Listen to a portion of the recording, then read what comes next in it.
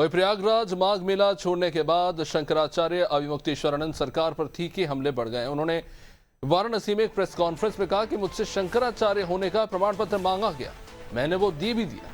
मेरे प्रमाण सच्चे थे इसलिए उन्हें मानना भी पड़ा और अब प्रमाण मांगने का समय पीछे छूट चुका है। अब मुख्यमंत्री को अपने हिंदू होने का प्रमाण देना चाहिए। अविमुक्तेश्वरानंद ने कहा कि मुख्यमंत्री और जगत गुरु रामभद्राचार्य घेराबंदी करके गौ हत्या बंदी की मांग करने वालों पर तरह तरह के हमले कर रहे हैं। अगर आप सच में हिंदू हैं तो गौ माता को राज्य माता घोषित कीजिए, यूपी से गौमांस निर्यात बंद कीजिए, वरना भगवा चोला उतार दीजिए।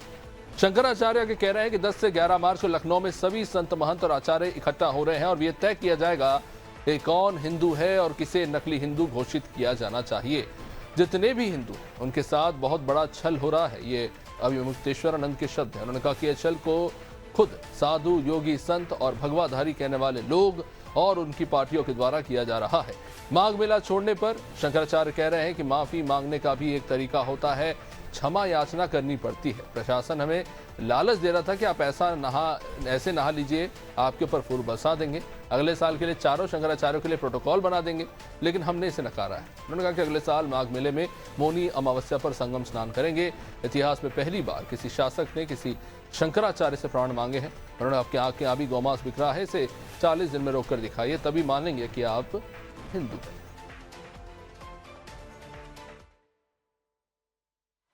हमने 40 दिन का समय दिया है आदित्यनाथ जी को कि आप अपने आप को 40 दिन में असली हिंदू सिद्ध करिए, क्योंकि आपने हमसे प्रमाण मांगा था, हमने तो दे दिया।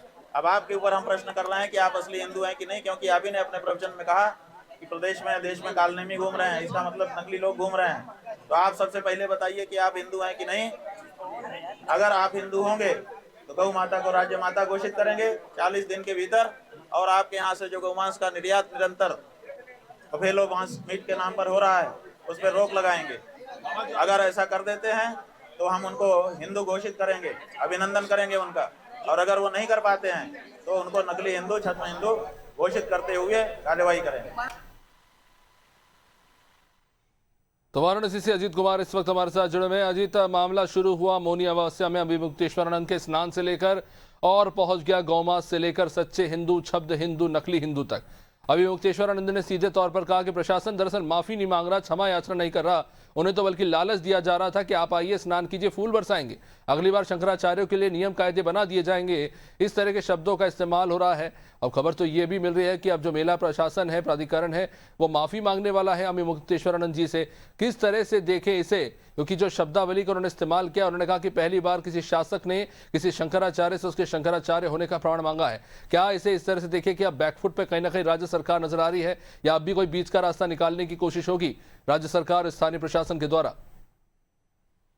जी जी जी अभिषेक जी, मैं बता दूं कि इस समय जो है कि माघ मेले को छोड़ कर शंकराचार्य जी जब वाराणसी आए तो उन्होंने प्रेस कॉन्फ्रेंस किया। प्रेस कॉन्फ्रेंस करने के बाद जो है उन्होंने एक तीखा हमला बोला। तीखा हमले में उन्होंने कहा कि शंकराचार्य से तो शंकराचार्य का प्रमाण मांगा गया, लेकिन शंकराचार्य ने तो प्रमाण अपना एक दिन में दे दिया, लेकिन योगी आदित्यनाथ पे वही तीखा प्रमाण दिया। उन्होंने ये भी कहा है कि कहीं ना कहीं जो है कि हमसे तो प्रमाण मांगा गया, मैं तो एक दिन में दे दिया, लेकिन 40 दिन के अंदर मैं मोहलत दे रहा हूं कि इन्होंने सनातन धर्म और जो है कि इसके साथ राजनीति कर रहे हैं, मैं 40 दिन का इनको भी मोहलत दे रहा हूं कि सनातन धर्म के ये हैं या नहीं है। जी अजीत, लेकिन एक बड़ी दिलचस्प स्थिति खड़ी हो गई है और कई तरह के वीडियोस भी इस बीच निकल के सामने आ रहे हैं। कुछ जो अपने आप को प्रखर योगी समर्थक बता रहे हैं, वो अविमुक्तेश्वरानंद जी की मांगों को नाजायज़ बता रहे हैं, उन्होंने कह रहे हैं कि ये जायज़ नहीं है।